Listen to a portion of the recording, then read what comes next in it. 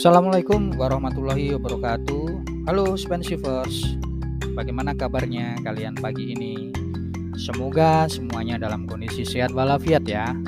Mungkin kalau ada yang sakit, bagusnya doakan semoga Allah angkat sakitnya dan segera diberi kesembuhan serta dapat sehat sehingga bisa beraktivitas seperti sedia kala. Di kesempatan kali ini di Obrolin PK bareng Pak Krisna, yaitu di audio podcast bimbingan konseling, salah satu media layanan bimbingan konseling daring dari layanan bimbingan konseling SMP Negeri 1 Wonoasri. Pak Krisna akan mengajak kalian untuk membahas bersama-sama tentang satu masalah yang sangat penting yang harus kita bahas, karena permasalahan ini adalah permasalahan kita bersama, yaitu peduli lingkungan. Nah, keadaan bumi dan lingkungan semakin lama semakin memburuk kan? Kalian juga pasti merasakan sendiri. Banjir di mana-mana, terus polusi di mana-mana, sampah di mana-mana. Aktivitas manusia menjadi penyebab terbesar dari kerusakan lingkungan. Penebangan pohon ilegal, pencemaran sungai, polusi udara, sampah plastik yang menumpuk, merupakan beberapa hal yang memberi kontribusi pada kerusakan lingkungan kita. Kerusakan lingkungan semakin meningkat lantaran kurangnya kepedulian kita terhadap lingkungan. Nah, sikap kurang peduli ini kerap diiringi anggapan bahwa menyelamatkan lingkungan harus dengan kegiatan yang besar dan spektakuler. Padahal dengan hal-hal sederhana kita dapat ikut serta dalam penyelamatan lingkungan. Nah, ada berapa langkah kecil yang bisa kita terapkan di kehidupan sehari-hari kita.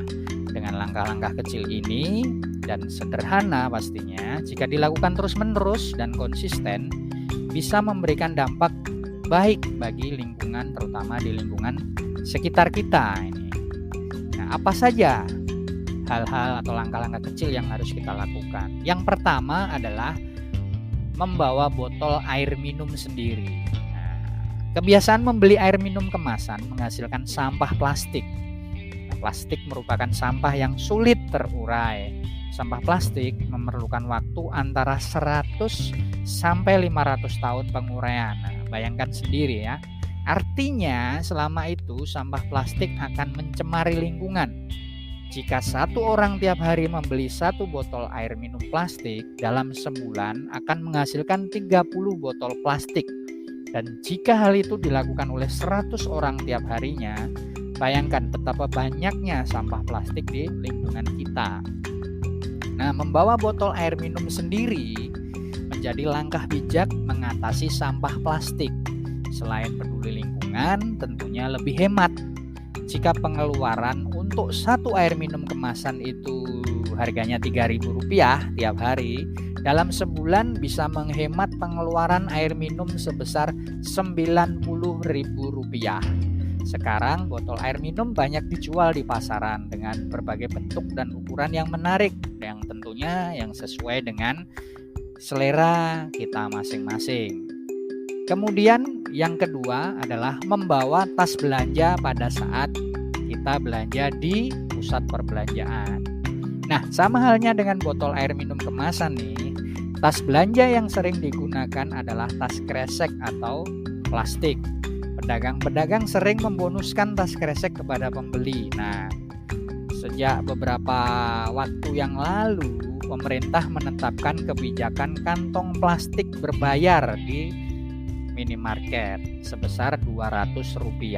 Hal ini dimaksudkan agar masyarakat mengurangi penggunaan kantong plastik. Dengan gerakan diet tas kresek, diharapkan menjadi budaya di masyarakat tentang pengurangan kantong plastik ini. Jadi sudah sebaiknya kita membawa tas belanja sendiri nih ketika kita berbelanja di pusat-pusat perbelanjaan, atau menyelipkan barang belanjaan berukuran kecil di dalam tas kita. Itu sangat-sangat bijak dan itu juga langkah yang efektif untuk kita menjaga lingkungan kita. Kemudian yang ketiga adalah menggunakan sepeda atau jalan kaki. Nah, penggunaan kendaraan bermotor menjadi sumber polusi udara. Banyaknya emisi gas kendaraan bermotor menyebabkan kualitas udara menurun. ribuan motor bertambah setiap harinya. Kemacetan terjadi di mana-mana. Mengurangi penggunaan kendaraan bermotor bisa dengan beralih menggunakan kendaraan non-motor atau transportasi umum. Untuk berpergian jarak jauh bisa menggunakan transportasi umum. Kan sekarang udah banyak nih ya transportasi umum di kota-kota besar itu. Untuk jarak dekat bisa beralih ke sepeda atau jalan kaki. Selain langkah menjaga lingkungan juga bermanfaat bagi kesehatan tentunya. Terus yang berikutnya adalah mematikan listrik atau lampu pada saat kita istirahat atau tidur. Nah, mengurangi penggunaan plastik dan kendaraan bermotor, hal lain sebagai langkah peduli lingkungan adalah menghemat energi.